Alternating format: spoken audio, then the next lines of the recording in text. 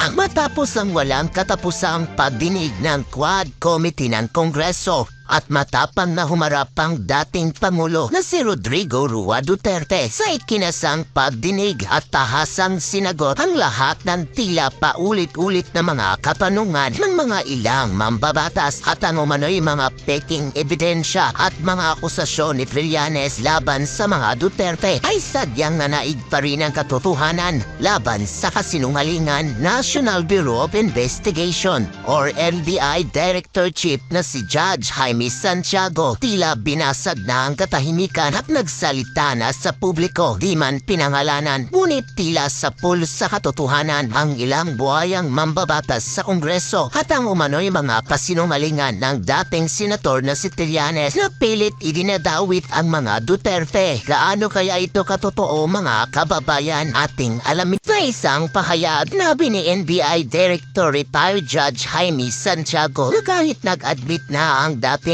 Pangulo na may pinatumbang tao, hindi pa rin sapat para ito ay makasuhan dahil sa kabila ng tila pag-amin ni dating Pangulong Rodrigo Duterte sa nangyaring pagdinig ng Quad Committee sa Kongreso na mayroon di umano itong pinatumbang tao noon. Di ito magiging sapat na basihan. Kailangan pa rin may lumutang na biktima o complainant para makasuhan di umano ang dating Pangulo. Binigyan din ni Santiago na dapat may magpatotoo para formal na maisampa ang kaso sa husgado. Kahit nga raw magsisigaw pa raw ang dating Pangulo na marami itong tinapos na buhay pero wala namang dumadating na complainants against dito, hindi ito pwedeng makasuhan. Dahasan ding sinabi ni NBI Director Judge Jaime Santiago na hindi magsasagawa ng investigasyon kung wala namang handang magreklamo. Binigyang linaw din ni Executive Secretary Lucas Bersamin sa publiko na dating punong mahistrado ng Korte Suprema. Sa isang pahayag, sinabi na mahirap magbigay ng hatol sa naging pahayag ng dating Pangulong Rodrigo Duterte at hindi na rin daw obligado ang Pilipinas na makipagtulungan sa ICC dahil hindi na nito kasapi ang bansang Pilipinas na ayon sa ilan nating mga kababayan dapat na umanong ihinto ang pagdinig ng Kongreso dahil wala naman silang sapat na basihan at puro hearsay lamang. Wala umanong tunay na lumulutang na complainant, ang lahat nga raw ay puro script lamang at kung meron man ay dapat dumiretso sa korte na siyang punay na humahatol, hindi yung ginagamit ang Kongreso at ang pondo ng bayan para sa sariling interes lamang na kahit nag-admit na, asan na yung mga victim? Asan na yung mga complainant? The complainant should come out. Sa kabila ng pag-amin ni dating Pangulong Rodrigo Duterte sa pagdinig kahapon ng House Quadcom na mayroon umano siyang mga pinatay, ayon kay National Bureau of Investigation o NBI Director, Retired Judge Jaime Santiago, kailangan pa rin na may lumutang na mga biktima o complainant para makasuhan ang dating punong ehekutibo. Yan. Dahil dyan, you're out. Hindi naman. Hindi kasi alam mo naman. Pag ikaw ay hindi pumabor sa kanilang script, you're out, di ba? Ganyan sa bayan natin ngayon eh. Hindi, pero gayon pa man, alam nyo, tama ho yung sinasabi ho ni NBI Director. Sabi ko nga ho sa inyo, ito ho ay judge.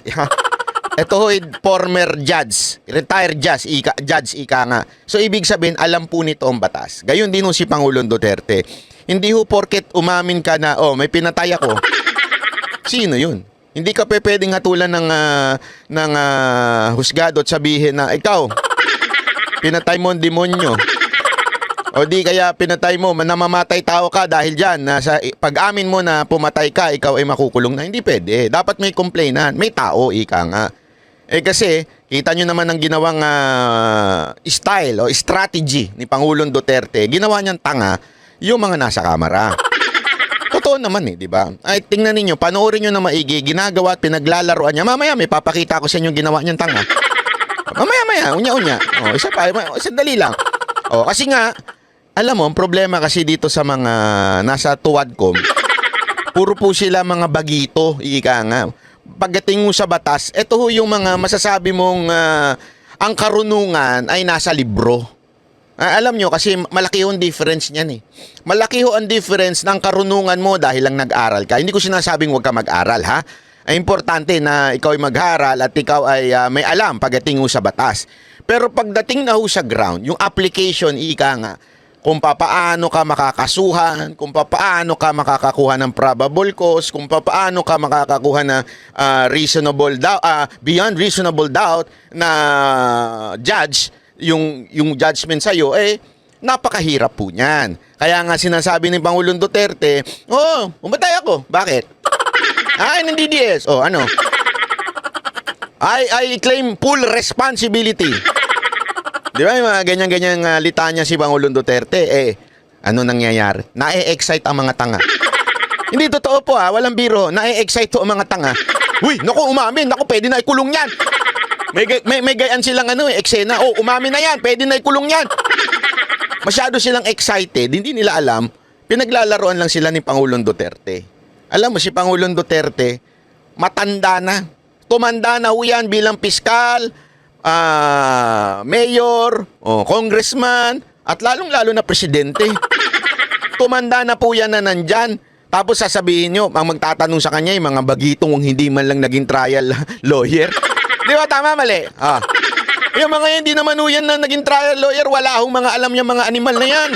Tapos magmamagaling. Ilang dating huwes, paliwanag ni Santiago, dapat may magpatotoo para formal na maisampa ang kaso sa husgado. Kahit magsisigaw ako ngayon na marami akong pinatay, pero wala naman dumadating na complainant against me, hindi ako pwedeng makasuhan. Ganun po yun. Dagdag pa nito, kahit ang NBI ay hindi magsasagawa ng investigasyon kung wala namang handa na magreklamo. Kahapon, nandun yung mga alleged victim ng EJK, extrajudicial killing. Kung may magka-come out sa kanila na openly file a complaint, then we will investigate. Kung wala naman kaming maimbestigahan.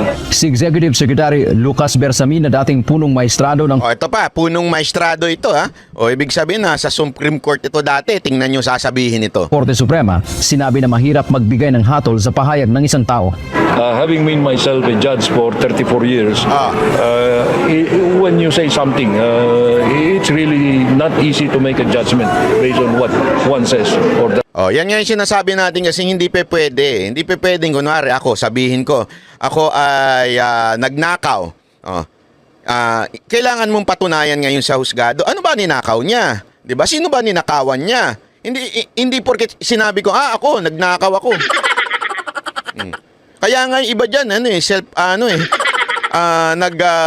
aamin na sila scammer. Di ba? Inamin nila ako, scammer ako. Pero bakit di makulong? Kasi nga po, sino ba ang in-scam? Sino po ba magrereklamo na na-scam siya nitong tao na ito? Yung iba naman, hindi umaamin na scammer, pero scammer. Marami yan, vlogger. Yung mga panay message sa mga OFW, tapos i-scamin. Hindi sila umaamin, pero may na-scam sila. Yun ang totoo. Ikaw talaga. Ikaw talaga banat bay. Hindi, totoo naman, di ba? Ito nga, sinasabi nga ni Executive Secretary, hindi porket umamin yung tao, makukulong na. Kailangan yung patunayan. Sino ba yung taong pinatay niya? Kailangan magreklamo yung, yung nagsabi na sila ay pinatay. Anong ebidensya nila? They have to prove it in court. Hindi porket, ang ebidensya namin, inamin ni Duterte. Ang inamin ni Duterte ay siya mamamatay tao ng kriminal. Wala naman po siyang inamin na ako, mamamatay tao ko dito sa tao na ito, pinatay ko ito. Ito, pinatay ko ito. Wala siyang ganun. Kaya nga, napaka-imposible mga kababayan. Alam nyo, mga kababayan, tanga lang talaga. Yung marami sa mga kamera. Ayoko nilang banggiting Quadcom pero marami talagang tanga doon. Kasi tuwan-tuwa sila Tuwan-tuwa sila, napaamin-amin na si Duterte. Ngayon ang tanga nito mga to. Akala naman nila may mangyayari doon. At sa katunayan mga kababayan, yan pa nga ang nagustuhan ni Pangulong Duterte. Alam nyo, ikikwento ko sa inyo, bakit gusto ni Pangulong Duterte yan, Mamaya-maya. Not say. I will leave that to the one who will appreciate the evidence, if that is called evidence.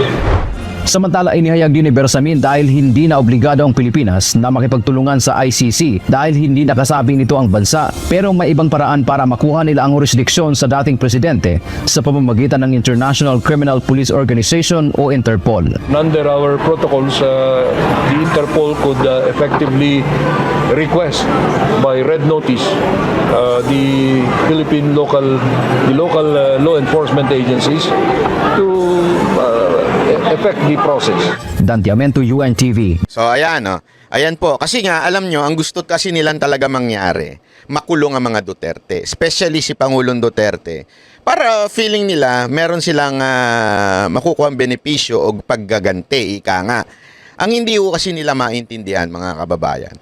Ito ho'y estratehiya ni Pangulong Duterte. Kaya nga kung maalala ninyo, di ba? Meron pa silang pag-uusap ni VP Sara Duterte. O, kamusta ang ano ko? O, sabi niya, best actor. O, anong ratings ko? Mantakin mo, ganunin. Alam mo yon, sabi ko nga, kakaiba talaga ito mga Duterte. Ito yung harap-harapang ginagago nila yung Quadcom. Tapos, at the same time, mga kababayan, at the same time, sila po ay nakakapuntos sa taong bayan. Paano ko kako manasabi ang gayan? Kasi ganito lang, simple lang ha. Si Pangulong Duterte alam naman po natin, nakilala siya at nanalo siya dahil sa mga pahayag niya na papatayin ko kayong mga kriminal. Tataba ang mga isda sa Manila Bay. Tandaan ninyo, huling Pasko nyo na yan. Yan ang dahilan kung bakit po siya nanalo. Wag mo natin kakalimutan. Ang problema po kasi dito sa mga animal na to, na mga mayayaman, mga piling VIP, may mga security naman yung mga animal na yan. Punong-puno ng staff yan. Naka-bulletproof ang mga sasakyan yan. So, hindi nakakaramdam ng krimen yan. Di ba po? Ligtas sila palagi. Kaya, hindi nila alam ang tunay na kalagayan ng mga Pilipino na takot sa kriminal. Hindi ka pwedeng lumakad sa, alam mo yun, sa karsada ng hindi kinakabahan. Di ba po? Wala ho silang ganyan. Kaya hindi ho nila alam kung ano yung damdamin ng mga Pilipino. Ang damdamin ng bawat Pilipino ay takot. Sige nga ho, tanungin ko kayo, sino sa inyo ang matapang na maglalakad sa gabi na madilim? Wala ho. Yun yung iba sa inyo, minsan nagmamadali pang umuwi dahil nga sa ayaw nyo abutan ng gabi, dadaan kayo sa iskinita, dadaan kayo dun sa mga kanto-kantong daming nagiinuman, daming adik. Marami po sa inyong ganyan ng kalagayan ngayon. Alam ko yan. Dahil marami po tayong kakilala. Marami pa rin po tayong mga kaibigan na nakatira sa mga ganyan. Natatakot sila. Sabi, ano ba nangyayari ngayon? Bakit ganito? Kesa na ma-feel safe kami, kami naman ang takot naman ngayon. Dati, meron na kaming pakiramdam na, kriminal ka, adik ka, bukas patay ka na. Ngayon hindi. Kriminal ka, adik, bukas patay na ako. Totoo, may ganun nung pakiramdam ang mga Pilipino. Hindi ko alam ng mga congressman yan. Kaya nga, nakapunto si Pangulong Duterte by saying, I will kill the criminals. And I killed the criminals. Mantakin mo, lalo pa nilang idinidiin, mamamatay tao ka ng mga kriminal. Hindi mo sila binibigyan ng due process.